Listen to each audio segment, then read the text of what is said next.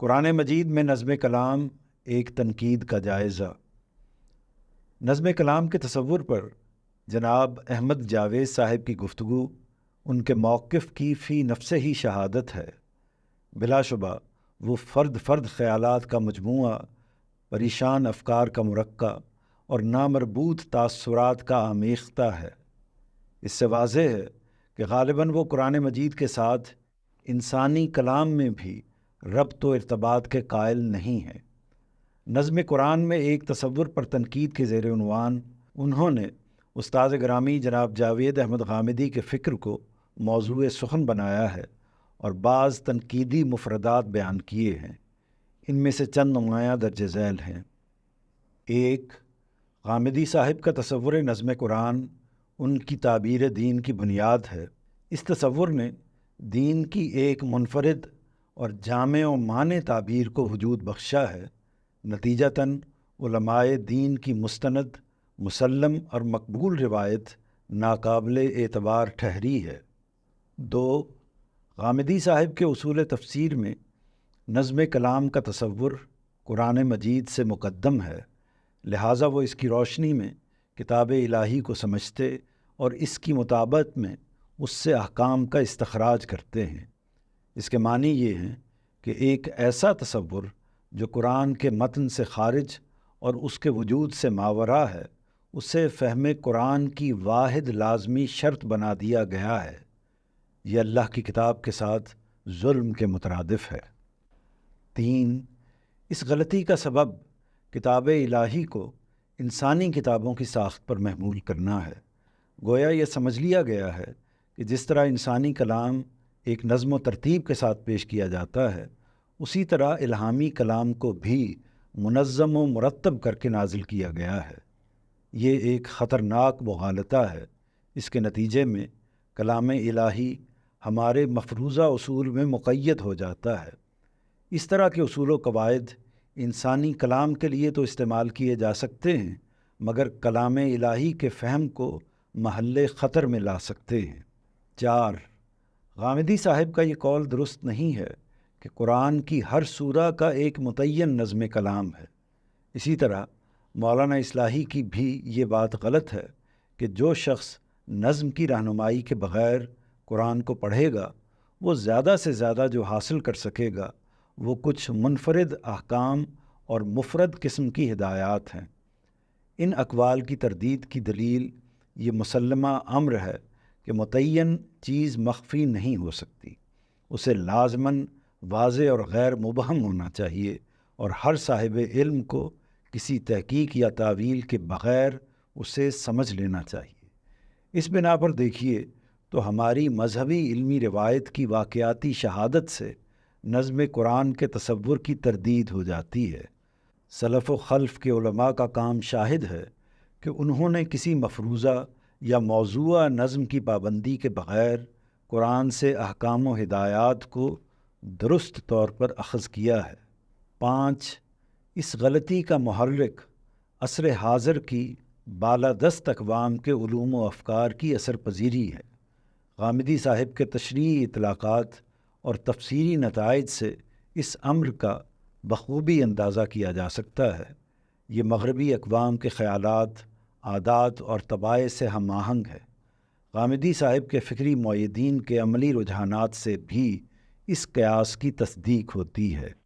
ان مفردات کے تناظر میں فاضل متکلم کے کلام پر راکن کے تحفظات درج ذیل ہیں۔ اولاً فاضل متکلم کے کلام سے یہ واضح نہیں ہے کہ انہوں نے اسے کس نظام فکر میں کھڑے ہو کر ارشاد کیا ہے۔ فلسفے کے نظام فکر میں، تصوف کے نظام فکر میں، علم کلام کے نظام فکر میں، علم اللسان کے نظام فکر میں، یا علوم اسلامی کے نظام فکر میں؟ اس امر کی وضاحت نہایت ضروری ہے۔ اس کی وجہ یہ ہے کہ ہر نظام فکر مختلف مقدمات، جداگانہ طرز استدلال اور منفرد علم کلام کا حامل ہے۔ ایک کے اندر کھڑے ہو کر دوسرے کے بارے میں بحث و تمہیز مفید مطلب نہیں ہو سکتی۔ اس طرح نہ کوئی علمی مقدمہ قائم کیا جا سکتا، نہ بات کا ابلاغ ہوتا، اور نہ صحت و خطا کا تعین ہو سکتا ہے۔ محض ایک عمومی خیال آرائی سامنے آتی ہے جس کا مقام و مرتبہ خود کلامی سے زیادہ نہیں ہوتا۔ ثانیاً، نظم قرآن کے باب میں غامدی صاحب کے موقف کو بیان کیے بغیر اس پر تبصرے کا آغاز کیا گیا ہے۔ مثبت انداز تنقید اس امر کا تقاضا کرتا ہے کہ پہلے اس موقف کو بے کم و کاست بیان کیا جائے جس پر نقد مقصود ہے۔ اس کے نتیجے میں یہ بات سب پر عیاں ہو جاتی ہے کہ جس نقطہ نظر کو ہدف تنقید بنایا جا رہا ہے وہ ناقد پر پوری طرح واضح ہے یا وہ اسے سمجھے بغیر داد تحقیق پیش کر رہا ہے۔ ثالثاً، غامدی صاحب کے تصور نظم پر نقد کا آغاز کرنے کے لیے درست مقام کا انتخاب نہیں کیا گیا۔ اس مقصد کے لیے میزان میں نظم کلام کے زیر عنوان لکھی گئی بحث کو منتخب کیا گیا ہے۔ اس بحث کو دیکھتے ہی معلوم ہو جاتا ہے کہ یہ کوئی الگ مضمون نہیں بلکہ کتاب کے مقدمے مبادئ تدبر قرآن کے 10 نکات میں سے 8واں نکتہ ہے۔ 7 نکات اس سے پہلے ہیں۔ یہ سب باہم متصل اور مربوط ہیں اور خاص استدلالی ترتیب سے بیان ہوئے ہیں۔ ان میں سے بعض ایسے بھی ہیں جو نظم قرآن کی بحث میں اساس کی حیثیت رکھتے ہیں۔ تفہیم مدعا کے لیے اس بات کی کچھ تفصیل عرض ہے۔ دیکھیے، مبادئ تدبر قرآن کے ان نکات میں سے پہلی چیز یہ بیان واقعہ ہے کہ قرآن مجید عرب کے قبیلہ قریش کی زبان میں نازل ہوا ہے۔ گویا پروردگار عالم نے نہ وہ زبان اختیار فرمائی ہے جس میں وہ مثال کے طور پر فرشتوں سے یا جنوں سے یا اجرام فلکی سے یا زمین و آسمان کی متنوع مخلوقات سے ہم کلام ہوتے ہیں، اور نہ کسی نئی زبان کو وجود بخشا ہے۔ اس کے برعکس اسی زبان کا انتخاب فرمایا ہے جو رسالت مآب صلی اللہ علیہ وسلم اور آپ کے قبیلہ قریش کی زبان تھی۔ یہ انسانوں کی زبان تھی جو انہوں نے نطق کی فطری صلاحیتوں کی بنا پر صدیوں کے تعامل سے تشکیل دی تھی۔ اس کا مطلب یہ ہے کہ اللہ تعالیٰ نے اپنی ہدایت کی بہم رسانی کے لیے وہی الفاظ، وہی اسالیب، وہی استعارے، وہی کنائے، وہی تشبیہات، وہی روزمرہ، وہی محاورے استعمال کیے جو انسان کے وضع کردہ تھے اور قریش عرب میں ابلاغ مدعا کے لیے مستعمل تھے۔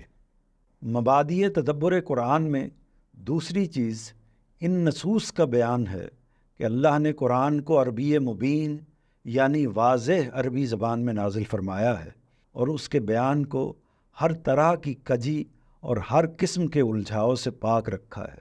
تیسری چیز یہ بیان واقعہ ہے کہ قرآن کا اسلوب نظم و نثر کے عام اسالیب سے مختلف ایک منفرد اسلوب ہے۔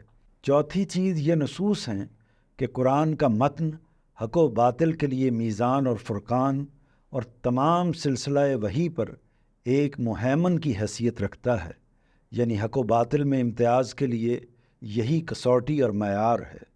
پانچویں چیز قرآن کی وہ تعریف ہے جو خود اس نے اپنے بارے میں کی ہے کہ وہ کتاباً متشابہن ہے، یعنی اس کے مضامین اس انداز سے بار بار سامنے آتے ہیں کہ ایک دوسرے کے لیے شرح و تفسیر کا کردار ادا کرتے ہیں۔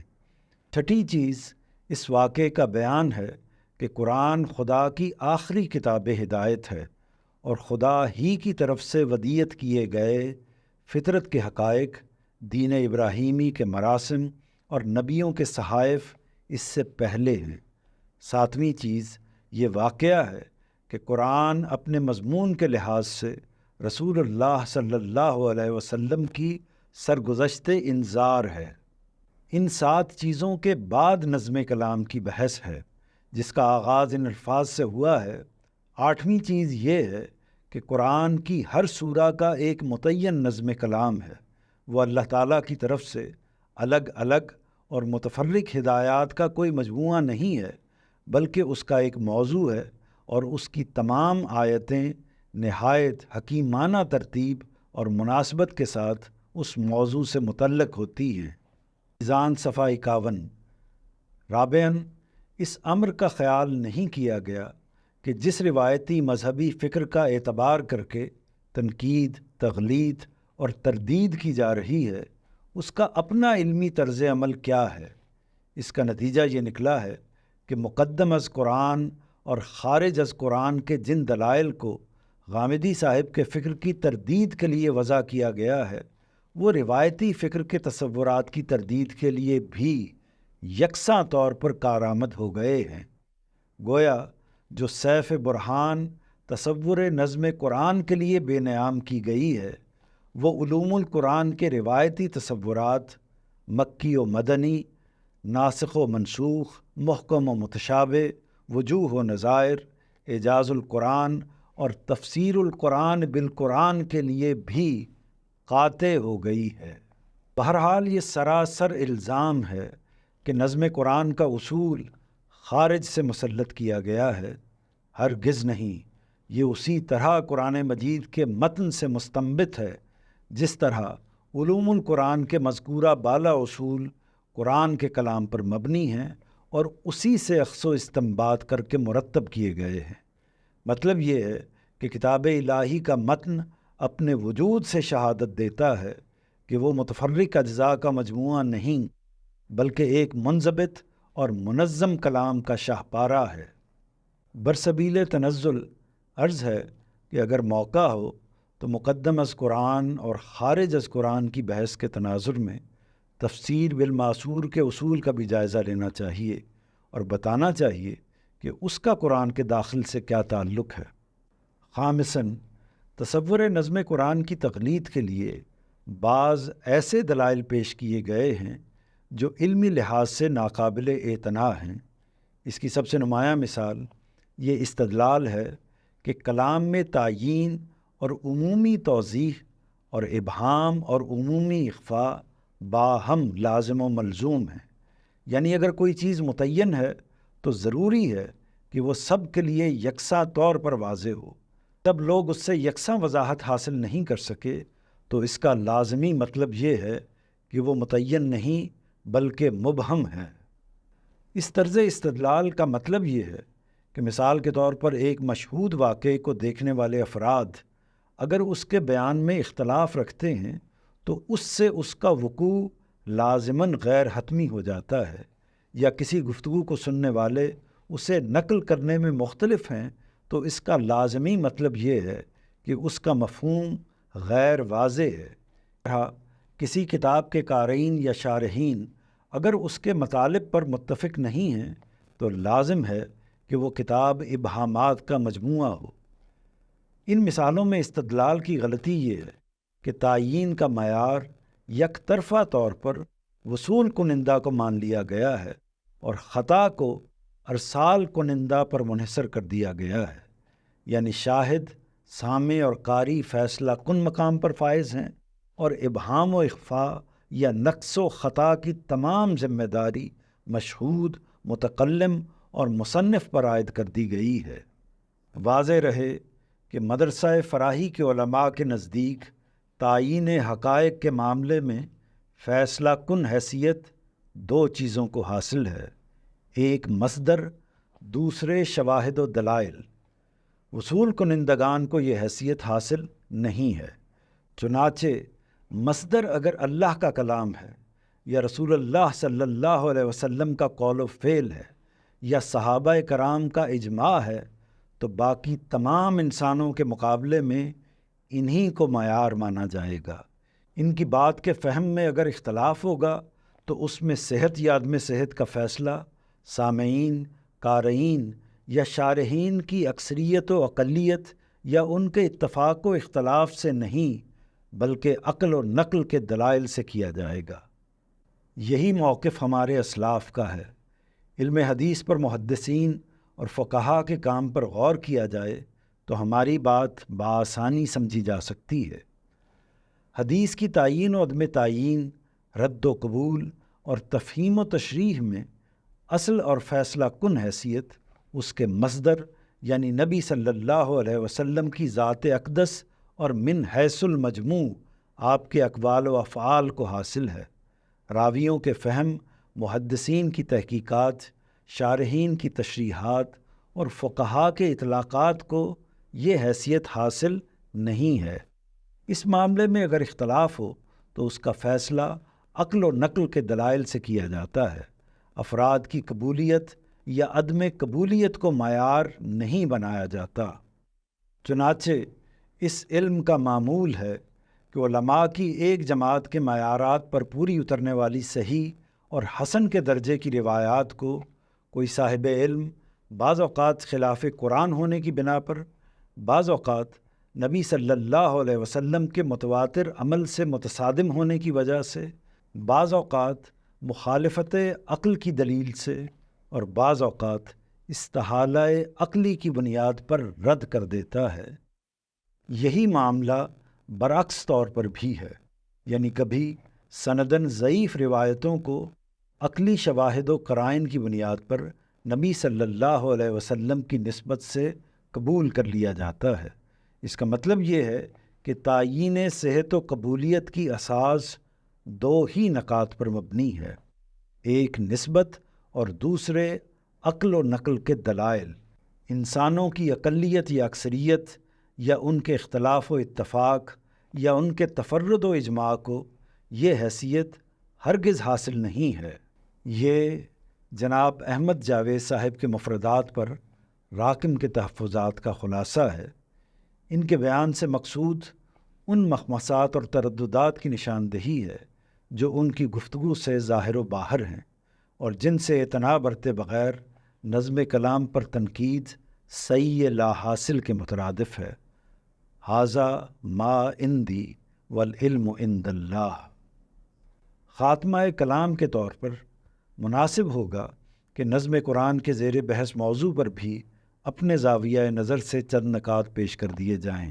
ایک، کلام الہی ابلاغ معانی کے لیے نازل ہوا ہے اور ابلاغ معانی نظم کلام کو لازم کرتا ہے۔ اس کی وجہ یہ ہے کہ اس کا مخاطب انسان منظم کلام ہی کو سمجھ پاتا ہے، یعنی وہی کلام اس کے فہم و ادراک تک رسائی حاصل کرتا ہے جس کا واضح مضمون اور متعین مدعا ہو، جس کا کوئی پس منظر، کوئی سیاق و سباق، کوئی در و بست، کوئی آغاز اور کوئی اختتام ہو۔ ان اجزاء سے خالی مجموعہ الفاظ اس کے لیے ناقابل فہم ہوتا ہے۔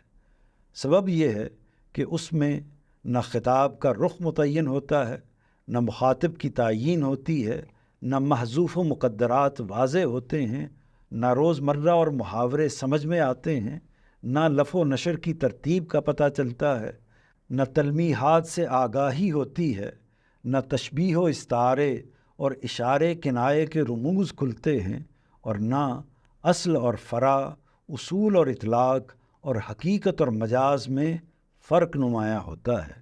یہی وہ انسانی ضرورت یا محدودیت ہے جس کا لحاظ کرتے ہوئے اللہ تعالیٰ نے ایک منظم و مرتب کلام ارشاد فرمایا ہے۔ دو، کلام الہی کا مقصود فقط ابلاغ معانی نہیں ہے بلکہ اس ابلاغ کو اتمام حجت کے مقام تک پہنچانا بھی ہے، یعنی اسے اس سطح پر انذار کرنا ہے کہ مخاطبین اگر اس کے پیغام کا انکار کریں تو انہیں صفحہ ہستی سے مٹا کر ابدی جہنم کا مستحق بنا دیا جائے۔ لہٰذا یہ ضروری ہے کہ اس کے الفاظ اس کے مدعا پر پوری طرح واضح ہوں۔ وہ نہ صرف ایہام و ابہام اور تعلی و مبالغے جیسے ان صنائع سے پاک ہو جو شعر و ادب کا لازمی جز سمجھے جاتے ہیں، بلکہ اپنے بیان میں پوری طرح منظم و مرتب بھی ہو۔ تین، اللہ نے قرآن کو محض عربی میں نہیں بلکہ عربی مبین میں نازل فرمایا اور اس کے بیان کو ہر طرح کی کجی اور ہر قسم کے الجھاؤ سے پاک رکھا ہے۔ نزل بہ الروح الامین علی قلبک لتکون من المنذرین بلسان عربی مبین، اور قرآن عربی غیر ذی عوج لعلہم یتقون کے نصوص اسی حقیقت کو واضح کرتے ہیں۔ یہ دونوں آیتیں نظم کلام کے مفہوم پر دال ہیں۔ اس کی وجہ یہ ہے کہ کوئی غیر منظم کلام مبین اور غیر ذی عوج نہیں ہو سکتا۔ اس میں خلا ہوں گے، فواصل ہوں گے، اخفاء ہوں گے، اغلاق ہوں گے، الجھاؤ ہوں گے۔ ان کی بدولت اس کی نوعیت لا ینحل چیستان کی ہوگی جو مدعا کے ابلاغ سے قاصر ہوگا۔ سورہ شعراء کی مذکورہ آیت کی وضاحت میں امام امین احسن اصلاحی نے لکھا ہے، یہ اہل عرب پر اظہار احسان ہے کہ اللہ نے یہ تم پر خاص فضل فرمایا ہے کہ اس نے اس کلام کو نہایت واضح عربی زبان میں اتارا ہے۔ یہ چیز تمہارے لیے باعث شرف بھی ہے اور اس میں تمہارے اوپر اتمام حجت بھی ہے۔ اب تم یہ عذر نہیں کر سکتے کہ تم اس کے سمجھنے سے قاصر رہے۔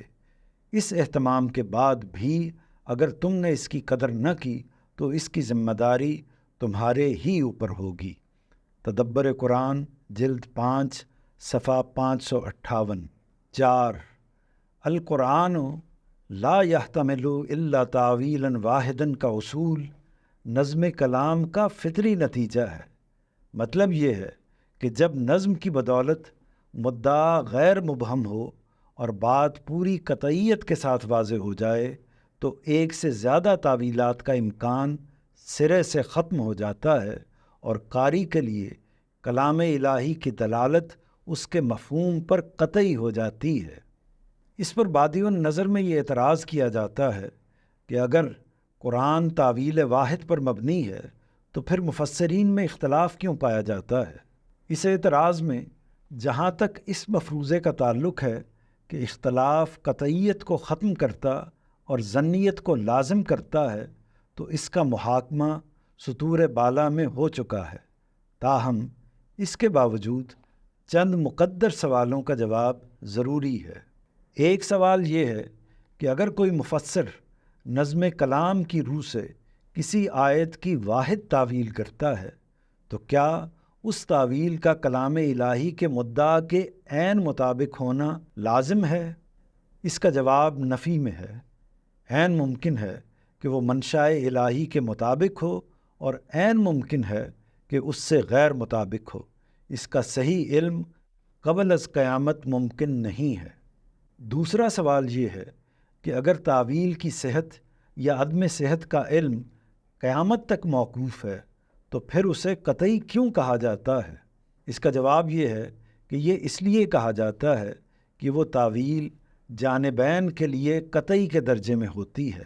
متکلم اللہ تعالیٰ کے لیے تو بلا شبہ قطعی ہے، مگر مخاطب انسان کے لیے بھی اس بنا پر قطعی ہوتی ہے کہ وہ اسے بلا تردد اپنے پروردگار کا منشا سمجھ رہا ہوتا ہے۔ تیسرا سوال یہ ہے کہ ایک مفسر کی تعویل واحد کیا دوسرے افراد کے لیے بھی قطعی کا درجہ رکھتی اور اس بنا پر ان کے لیے حجت قرار پاتی ہے؟ اس کا جواب نفی میں ہے۔ ہر عالم و عامی اسی بات کا مکلف ہے جسے وہ اپنے علم و فہم کے مطابق خدا کی بات کے طور پر قبول کرتا ہے۔ دوسرے کے علم و تحقیق کو قبول کرنا لازم نہیں ہے۔ چوتھا سوال یہ ہے کہ اگر قطعیت کا دائرہ فرد واحد ہی تک محدود ہے تو پھر اسے ظنیت سے کیوں تعبیر نہیں کر دیا جاتا؟ اس کا جواب یہ ہے کہ ایسا اس لیے نہیں کیا جاتا کیونکہ اس کے نتیجے میں اولاً متکلم اللہ تعالیٰ کے کلام پر ظنیت کا الزام آتا ہے جو بالبداہت باطل ہے، اور ثانیاً مخاطب کے لیے دین کے علم و عمل کو شعوری طور پر اختیار کرنا ممکن نہیں رہتا۔ پانچواں سوال یہ ہے کہ تعویل واحد اور قطعیت اور ظنیت کے اس تصور کی تفہیم کے لیے کیا قرآن مجید سے کوئی مثال پیش کی جا سکتی ہے؟ اس کا جواب اس بات میں ہے۔ شریعت کے مطابق رمضان کی راتوں میں بیویوں کے پاس جانا جائز ہے۔ زمانہ رسالت میں بعض مسلمان اس اجازت سے لا علم تھے اور یہ سمجھتے تھے کہ اللہ تعالیٰ نے اس سے منع فرمایا ہے، یعنی وہ اس معاملے میں شریعت کی غلط تعویل پر قائم تھے۔ ان میں سے بعض لوگوں نے جب بیویوں سے رجوع کیا تو اللہ تعالیٰ نے ان کے اس اقدام کو اپنے آپ کے ساتھ خیانت سے تعبیر کیا اور اپنی جلاب میں خطا قرار دیا۔ اس مثال سے واضح ہے کہ اللہ کا قطعی حکم جواز کا تھا، جبکہ لوگ عدم جواز کو اللہ کا قطعی حکم سمجھ رہے تھے، یعنی قلت علم کے باعث تعویل کی غلطی کا شکار تھے۔ اب سوال یہ ہے کہ اللہ نے کس قطعیت کا اعتبار کیا، خدائی قطعیت کا یا انسانی قطعیت کا؟ جواب یہ ہے کہ قرآن سے واضح ہے کہ اللہ نے انسانی قطعیت کا اعتبار کیا، یعنی ان کی غلط تعویل کو اس لیے خیانت قرار دیا کہ وہ ان کے نزدیک صحیح تعویل تھی۔ اس مثال سے واضح ہے کہ جب انسانی سطح پر قطعی کا لفظ بولا جاتا ہے تو وہ خدائی سطح پر ابدی قطعیت کو لازم نہیں کرتا۔ اس قطعیت کا تعلق انسان کے حدود علم و ادراک سے ہوتا ہے، اور یہ انسان کے اجتماعی شعور پر مبنی ہوتی ہے۔ یہ شعور قطعیت کے حق میں دلائل فراہم کرتا ہے اور انسانوں کے مابین صحیح اور غلط کے امتیاز کو مبرہن کرتا ہے۔ یہی انسانی قطعیت ہے جس پر دنیا کا نظام قائم ہے، اور یہی انسانی قطعیت ہے جو بارگاہ خداوندی میں علم و عمل کا معیار ہے۔